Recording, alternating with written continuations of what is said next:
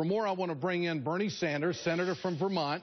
Senator, good to have you with us tonight. I know your position on this, but I want your thoughts on TransCanada using the State Department bullet points and report to make their case for the pipeline. What are your thoughts on that? Well, I think it's an outrage. I think you have raised very important points about the irreversibility of the kinds of damage that we fear could happen. If there is a major oil spill into an aquifer at a time when we have real water problems in America, this could be an unmitigated disaster. But there is another issue out there, Ed, that is even broader and I think more significant. And that is that the scientific community has been extremely clear. Climate change is real. Climate change is caused by man-made activities. Climate change, with or without oil leaks, is already causing massive damage in our country and around the world in terms of drought, in terms of flooding, in terms of wildfire, in terms of extreme weather disturbances. In my view, we have a moral obligation, our generation does, not to leave the planet for our children and grandchildren in an uninhabitable way. Totally agree. And that really is the fundamental issue here. What are we doing to the planet, and what are we leaving for the next generation? Exactly. And if there is a terrible mishap, can we reverse it? And the answer is no. Senator, That's right. Senator, last night, you were part of this. You held an all-night event with other Senate Democrats to discuss climate change.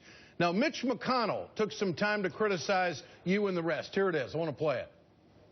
There's a depression in Appalachia, an absolute depression. Families are losing work because of government attacks on the coal industry. Communities are hurting. And tonight you're going to hear 30 hours of excuses from a group of people who think that's okay. Senator, your response to that? I mean, he is wrong in so many ways. The reason that the coal industry is in decline is that electric companies now have found a cheaper source of fuel in terms of gas. But the more important point where he is wrong is not only do we have a moral imperative to transform our energy system away from fossil fuels and greenhouse gas emissions, if we are smart, if we use the American ingenuity that we know we have, we can create huge numbers of new jobs in terms of energy efficiency and weatherization all over this country, Ed. People are living in buildings and in homes where heat is just going right through the walls and the roofs. We can create jobs in solar, in wind, in geothermal, in many other areas. We can lead the world, help China, help India, help Russia move in that direction. So McConnell is wrong in a number of ways. Senator, I'm not to be critical, but I think this is a very profound point. There has not been a uniform statement from the Senate Democrats on the pipeline yet. I think it's great that last night that there was this presentation on the Senate floor. It happens very seldom in American history. But how can any senator try to tackle climate change while supporting the pipeline? And why don't the Senate Democrats who are against the pipeline send a clear message to the president? We do not want this. You need to set the bar here that we say no to the oil companies. Your thoughts, Senator? I agree. And some of us have done just that.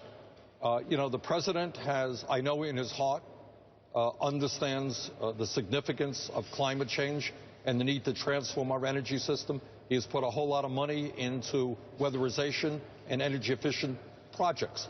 But I think that people all over this country will really be scratching their heads if the president approves a pipeline which encourages the dirtiest form, excavation of the dirtiest form of oil, which kind of continues to promote fossil fuels. It will be a real contradiction in terms of everything that he has said.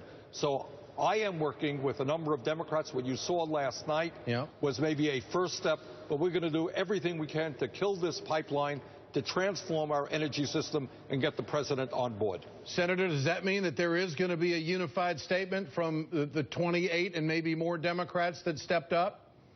Well, you know, you got 55 people in the caucus, Ed, and I can't guarantee that every one of them will be on board, but a number of us will. Senator, would you consider going to Nebraska? To take a look at the impacts of a leak Yes, sir. On their aquifer? Yeah, I would. Yeah. Senator Bernie Sanders, good to have you with us tonight on The Ed Show. I appreciate it very much.